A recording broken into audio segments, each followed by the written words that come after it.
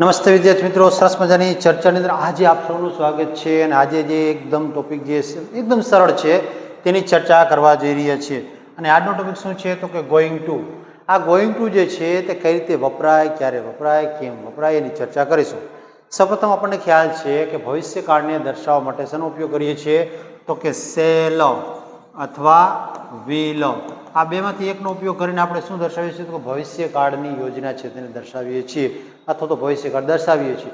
પરંતુ આ ભવિષ્યકાળને સાદા વર્તમાન કાળની જેમ, સાદા નહીં પણ ચાલુ વર્તમાન કાળની જેમ દર્શાવવાનું છે અને તેનો અર્થ શું થશે તો કે ભવિષ્ય દર્શાવતું થશે. તે પ્રકારની ચર્ચા આજે કરીશું. તો આ ગોઈંગ ટુ કન્સ્ટ્રક્શન જે છે તેની સંપૂર્ણ માહિતી આજે આપણે મેળવીશું. ચાલો થઈ જાઓ તૈયાર અને જોવા માંડો આજનો આ લેક્ચર.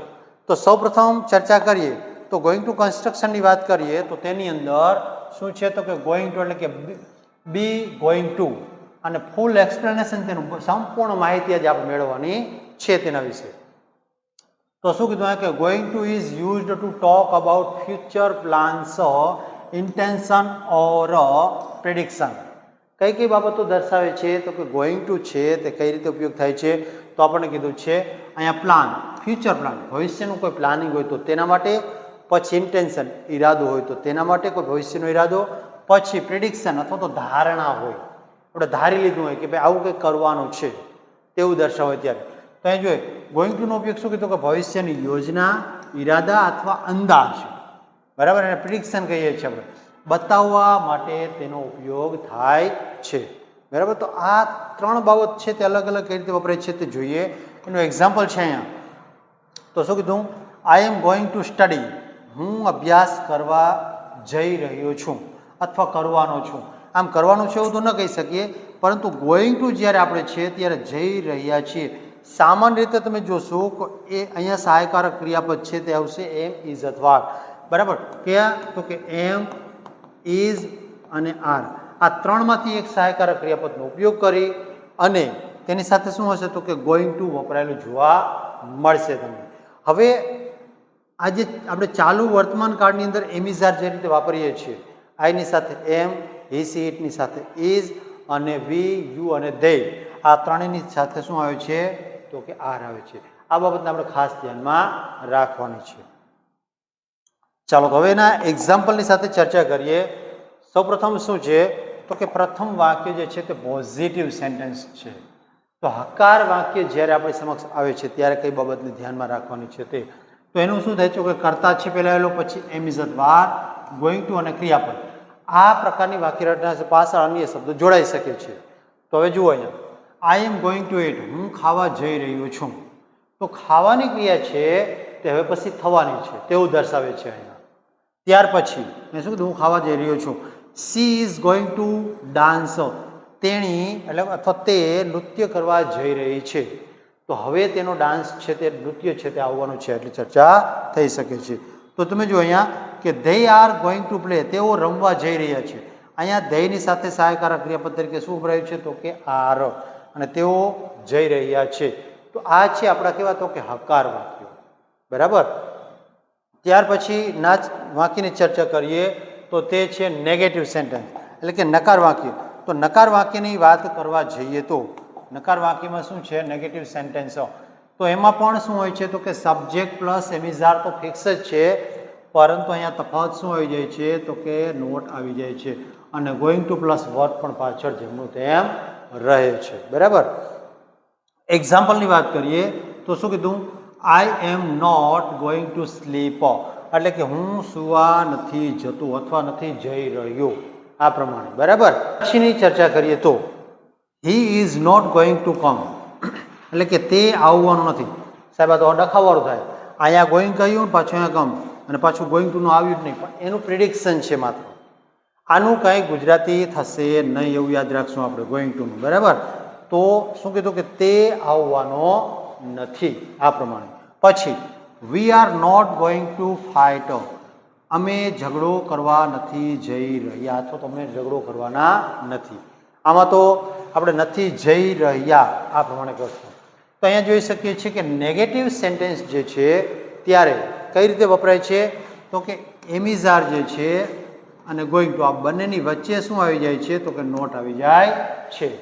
ચાલો, ત્યાર પછી ઇન્ટ્રોગેટિવ સેન્ટેન્સની ચર્ચા કરીએ. તો ઇન્ટ્રોગેટિવમાં શું છે તો કે એની વાક્યરચના સેમ છે, માત્ર તફાવત શું આવે છે તો કે એમિઝાડ છે તે આગળ આવી જાય છે અને સબ્જેક્ટ છે તે બીજા સ્થાને. ગોઈંગ ટુ પ્લસ વર્બ જે છે તે જેમનો તેમ છે. અભ્યાસ કરીએ એનો. તો શું કીધું અહીંયા? Are you going to study? શું તમે અભ્યાસ કરવા જઈ રહ્યા છો? એટલે કે ભવિષ્યની અંદર કોઈક ચર્ચા કરવાની વાત આવેલી છે, એટલે કે શું તમે જઈ રહ્યા છો. પછી is C going to sing? શું તેણી અથવા તો તે ગીત ગાવા જઈ રહી છે? ગવાવા નહીં પણ ગાવા, બરાબર, ગાવા જઈ રહી છે, આ રીતે. પછી એમ આઈ ગોઈંગ ટુ વિન? શું હું જીતવાનો છું અથવા જીતવા જઈ રહ્યો છું? તો આ પ્રમાણે આપણે જ્યારે ભવિષ્યની રજૂઆત કરવાની છે પ્રશ્નાર્થ સ્વરૂપો કંઈક ધારણાને આધારે, ત્યારે આ વપરાય છે. હવે જોઈએ એનાથી આગળ, અને જે આપણે 3 મુદ્દાઓ લીધા એ 3 મુદ્દાઓની ચર્ચા કરીએ. તો પ્રથમ મુદ્દો જે છે ફ્યુચર. તો ફ્યુચર પ્લાનની જ્યારે ચર્ચા કરીએ તો ભવિષ્યની કોઈ ઘટના અથવા તો ભવિષ્યમાં કોઈ આપણે કાર્ય કરવાનું છે તેવું દર્શાવો ત્યારે. For example, I am going to study at Ahmedabad? હું અમદાવાદ ભણવા જઈ રહ્યો છું. I am going to meet my friend? હું મારા મિત્રને મળવા જઈ રહ્યો છું. આવી જ્યારે ભવિષ્યની યોજના અથવા શું કીધું પહેલાંથી જે નક્કી કરેલી યોજના છે તે દર્શાવી હોય ત્યારે આ વપરાય છે. તો જોઈએ, I am going to visit my friend? હું મારા મિત્રને મળવા જઈ રહ્યો છું અથવા તો મુલાકાત કરવા જવાનો છું. અહીંયા શું કીધું? મળવા જવાનો છું. My father is going to buy a cat? બરાબર, અહીંયા મારા પિતાજી કેટ નહીં પણ શું આવશે અહીંયા? કાર. મારા પિતાજી ગાડી ખરીદવા જઈ રહ્યા છે અથવા તો ખરીદવાના છે. તો આ રીતે જ્યારે ભવિષ્યની ઘટના અથવા તો ક્રિયા જે છે તેની આપણે શું હોય તો કે ફ્યુચર પ્લાન, અગાઉથી નક્કી કરેલું પ્લાનિંગ હોય ત્યારે આ પ્રમાણે વપરાય છે. ચાલો, ત્યારબાદ આગળ જઈએ અને એના પછીના ઉપયોગની વાત કરીએ. ચાલો, નેક્સ્ટ આપણે શની તો કે ઇન્ટેન્શન એટલે કે ઈરાદો જ્યારે રજૂ કરવો છે ત્યારે કઈ રીતે વાક્ય બને છે તેની ચર્ચા કરીએ. તો પ્રથમ વાક્ય જે છે ગુજરાતી આપ્યું છે આપણને કે આપણે શું કરવા ઈચ્છીએ છીએ. તો અહીંયા ગુજરાતી વાક્ય આપ્યું છે તેનું આપણે અંગ્રેજીમાં ટ્રાન્સલેશન કરીએ તો પ્રશ્નાર્થ વાક્ય હોવું જોઈએ, કેમ કે અહીંયા પ્રશ્નાર્થ છે, શું કરવા જઈ રહ્યા છીએ. તો વાક્ય પહેલા પ્રશ્નાર્થ છે તો શું કહીશું અહીંયા કે what are we? What are we? પછી કરવાની ઈચ્છા છે તો going to. What are we going to do? What are we going to do? આપણે શું કરવા જઈ રહ્યા છીએ. તો આ રીતે આ વાક્ય બનશે. ત્યાર પછીનું વાક્ય જોઈએ તો I am going to learn English? એટલે કે હું અંગ્રેજી ભણવાનો છું અથવા શીખવાનો છું. જો કે ભણવાનું ને લર્ન કીધું છે એટલે શીખવાનો છું તે પ્રમાણે દર્શાવ્યું છે. ત્યાર પછી she is going to meet જગત ટુમોરો? તેણી જગતને આવતીકાલે મળવાની છે. તો અહીંયા જુઓ કોઈક ને કોઈક ભવિષ્યના ઈરાદા વિશેની ચર્ચા કરવામાં આવેલી જોવા મળે છે. ચાલો, હવે એના પછીને ચર્ચા કરીએ આગળ, અને તે વાક્ય શું છે તો તે પ્રેડિક્શન, અંદાજ અથવા તો આગાહી કરવાની છે ત્યારે. તો અહીંયા જુઓ, આગાહી કરવાની ત્યારે જ્યારે કંઈક થવાનું, શું કીધું, કંઈક થવાનું લાગે છે ભવિષ્યની અંદર આપણે અંદાજ કરી શકીએ કે ભાઈ આવું થશે કે હા કે ના, તે પ્રમાણે. તો શું કીધું? ઇટ ઇઝ ગોઈંગ ટુ રેન? વરસાદ પડવાનો છે. આપણે માત્ર ધારણા કરી શકીએ, પ્રિડિક્શન કરી શકીએ. ત્યાર પછી she is going to be late? તેણી મોડી થવાની છે, કદાચ ટાઈમસર આવી પણ જાય. તો અહીંયા પણ ધારણા છે, she is going to be late.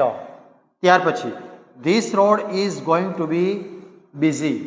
આ રસ્તો જે છે તે વ્યસ્ત થવાનો છે. ભવિષ્યની અંદર વ્યસ્ત થશે, ઘણા બધા વાહનો છે તેના ઉપરથી પસાર થવાના છે, આવું ધારણા કરી શકાય છે.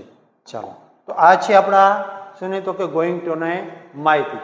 અને હવે તેના વિશેના કેટલાક વાક્યો જે છે તે જોઈએ કે કઈ રીતે આ વપરાય છે તો તેની ચર્ચા કરીએ. તો અહીંયા પ્રથમ વાક્ય છે I am going to eat dinner? હું રાત્રિ ભોજન ખાવાનો છું અથવા તો લેવાનો છું અથવા લેવા જઈ રહ્યો છું, આવું પણ કહી શકીએ. પછી she is going to study English? તેણી અથવા તો તે અંગ્રેજી ભણવાની છે. ત્યાર પછી we are going to play cricket? અમે ક્રિકેટ રમવાના છીએ. તો અહીંયા ભવિષ્યની બધી ઘટનાઓ જે છે તે અગાઉથી નિશ્ચિત કરેલી છે તે દર્શાવવામાં આવેલી છે. પછી they are going to watch a movie.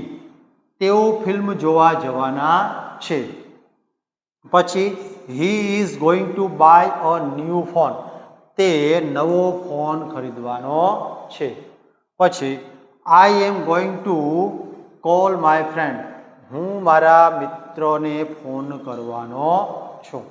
કંઈક ઈરાદો દર્શાવ્યો છે. પછી she is going to cook food.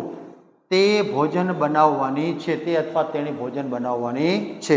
પછી he is going to start a new job. તે નવી નોકરી શરૂ કરવાનો છે. અને ત્યાર પછીનું વાક્ય છે તેની ચર્ચા કરીએ તો they are going to travel tomorrow. તેઓ આવતીકાલે મુસાફરી કરવાના છે અથવા તો ફરવા જવાના છે. તો આ પ્રમાણે જ્યારે ગોઈંગ ટુ જે છે તે દરેક વાક્યમાં કઈ રીતે વપરાયેલું છે તેની આપણે નોંધ કરતા જઈએ થોડી. બરાબર, ચાલો આગળ વધીએ ત્યાંથી. અને સરસ મજાની ચર્ચાના અંતે આપ સૌને એક સરસ મજાની વિનંતી છે કે જો આપે મારી ચેનલને સબસ્ક્રાઈબ નથી કરેલી ચોક્કસથી સબસ્ક્રાઈબ કરી લ્યો અને નવા વિડીયો આવે છે તેને માણતા રહો, જેથી કરીને અંગ્રેજી આપનું છે તે સરસ મજાનું થઈ જાય. બરાબર, તમારા મિત્રોની સાથે શેર કરો અને વિડીયો ગમે તો ચોક્કસથી લાઈક કરવાનું ભૂલતા નહીં. અને આપનો જો કોઈ પ્રશ્ન હોય તો મને કોમેન્ટ બોક્સની અંદર ઉત્તર ચોક્કસ આપશો. જય હિન્દ અને જય ભારતની સાથે આજના લેક્ચરને અહીંયા પૂર્ણ કરીએ.